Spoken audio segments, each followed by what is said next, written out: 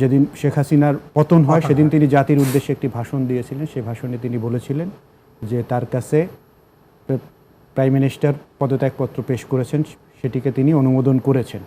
কিন্তু পরে দেখা গেল তিনি কয়েকদিন আগে দুটি মিডিয়ার সাথে তিনি সাক্ষাৎকার দিয়েছেন। একটি মিডিয়ার সাথে সাক্ষাৎকারে তিনি সেই কথাগুলো অস্বীকার করেছেন।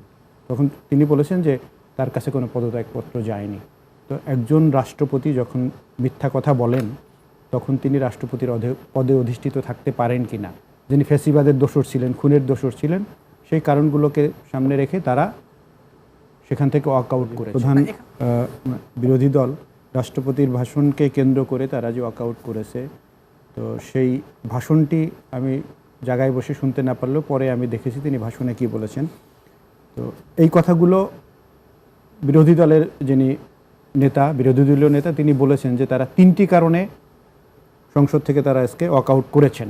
তো একটি কারণ হচ্ছে যে রাষ্ট্রপতি যে ফ্যাসিবাদী সরকারের আমলে যে খুন হয়েছে, 24শে জুলাইয়ের যে খুন হয়েছে, সেই খুনের সহযোগী ছিলেন তিনি।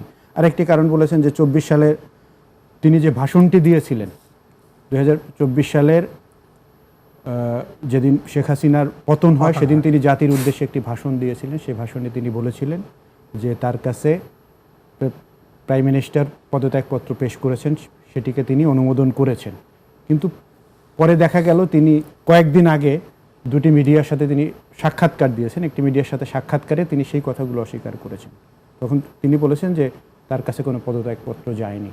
তো একজন রাষ্ট্রপতি যখন মিথ্যা কথা বলেন তখন তিনি রাষ্ট্রপতির পদে অধিষ্ঠিত থাকতে পারেন কি না। যিনি ফ্যাসিবাদের দোসর ছিলেন, খুনের দোসর ছিলেন, সেই কারণগুলোকে সামনে রেখে তারা সেখান থেকে ওয়াক আউট করেছে। এখানে এই যে ফ্যাসিবাদের দোসর ছিলেন, যে বিষয়টা মোশাররফ আহমদ সাগর বলছিলেন যে তিনি তার পদাধিকার বলে ওখানে কি করতে পারতেন আসলে? দেখুন, তিনি ওইখানে কি করবেন কেন, এটি যখন ঠাকুরভাই একটি কথা বলেছে তিনি অস্বীকার করতে পারতেন, তিনি পদত্যাগ করতে পারতেন। সেই সময় পদত্যাগ কেন করলেন না? এখন তিনি আজকে যে বক্তব্য দিয়েছেন, এই বক্তব্য শোনাকে হয়তো খুশি হয়েছে যে আওয়ামী লীগকে তিনি ফ্যাসিবাদ বলেছেন, আওয়ামী লীগকে তিনি খুনি বলেছেন, আওয়ামী লীগকে তিনি দুর্নীতিতে চ্যাম্পিয়ন বলেছেন, এই কথাগুলো বলেছেন। এটি আবার 2 দিন পরে যে উনি চেঞ্জ করবেন না, উনি বলবেন না যে আমি চাপের কারণে বন্দুকের নলের মুখে আমি এটি বলতে বাধ্য হয়েছি। সুতরাং এই কথাগুলো যারা আজকে ক্ষমতাসীন হয়েছেন, প্রধান বিরোধী দলে যারা আছেন এবং যারা সরকারে যারা আছেন, তারা এই কথাগুলোকে তাদের মাথায় নিতে হবে যে তিনি আজকে যে কথাগুলো বলছেন এগুলো কি তার শেষ কথা, না এরপরেও আরও কিছু রয়েছে।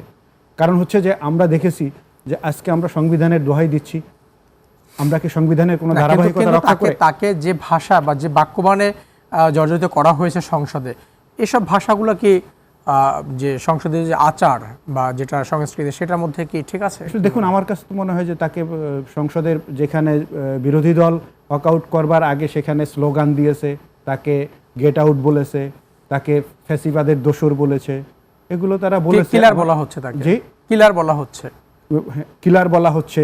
সে কথাটি আগেই বলেছেন তারা যে কিলার বলতে যখন এদেশে প্রায় 1,500-এর মতো ছাত্র জনতাকে হত্যা করা হলো, তখন তিনি রাষ্ট্রপতির দায়িত্বে তখন তিনি ছিলেন, বহাল ছিলেন। সেই সময় তার জায়গা থেকে কোনো ভূমিকা আমরা দেখেছি এই হত্যা বন্ধ করবার জন্য? তার কোনো বক্তব্য কি আমরা শুনতে পেরেছি? শুনি নাই। যার কারণে তিনি এই খুনের দায় তো তাকে নিতে হবে না। কিন্তু এই যদি খুনি হয়, যে অভিযোগটা আছে, আমরা দেখেছি 8 আগস্ট যে অন্তর্বর্তী সরকার তারা শপথ নিয়েছে, কার কাছে শপথ নিয়েছে, এবং এরপরে এই রাষ্ট্রপতিকে দিয়ে কিন্তু অন্তর্বর্তী সরকার 133টা মতো অধ্যাদেশ জারি করিয়েছে। যে আসলে তাহলে বিষয়গুলো কি দাঁড়াচ্ছে? ওই একই কথা যে এখন তিনি তাকে দিয়ে 133টা অধ্যাদেশ তাকে দিয়ে সই করিয়ে সেটা জারি করা হয়েছে। তিনি একসময় বলবেন যে এটি আমি ইচ্ছাই করিনি, এটি আমি চাপের মুখে করতে বাধ্য হয়েছি, এটি হয়তো একসময় বলবেন। যদি এই সংবিধান বহাল থাকে, আপনি ধরে রাখেন এই কথাটি কখনো যদি বলেন, কখনো যদি পালিয়ে যাওয়া সেই ফ্যাসিবাদ আবার কখনো ফিরে আসে, এবং তখন এই কথাগুলো কগনিজেন্সে আনতে হবে। তখন এই কথাগুলোই তখন এই যে যারা আজকে সরকারে আছেন, আজকে যারা রাষ্ট্র পরিচালনার দায়িত্বে আছেন, তাদের গলার কাটা হবে। আমি বলে রাখলাম আজকে, কারণ হচ্ছে যে সংবিধানে আমি যে কথাটি বলতে চেয়েছিলাম, আমরা সংবিধানের দোহাই দিচ্ছি, আমরা কি সংবিধানের ধারাবাহিকতা রক্ষা করে এখানে এসেছি?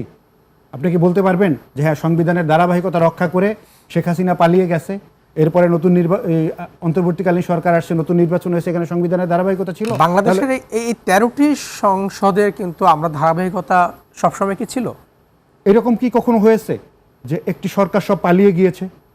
সরকারের একটি রাষ্ট্রের প্রধান বিচারপতি, রাষ্ট্রীয় যে জাতীয় মসজিদের ইমাম সহ, প্রধানমন্ত্রী সহ, মন্ত্রী পরিষদের সব সদস্য পালিয়ে গিয়েছে, কখনো কি হয়েছে? কখনো হয়নি।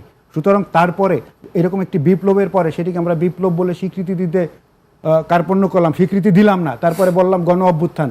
সেটি যাই হোক, এরপরে আমরা সংবিধানের দোহাই দিয়ে আজকে যে নতুন সরকার নির্বাচিত হলো, এই নির্বাচনটি সংবিধানের কোন ধারায় আছে, কোথায় আছে, আমাকে কি দেখাতে পারবে কেউ?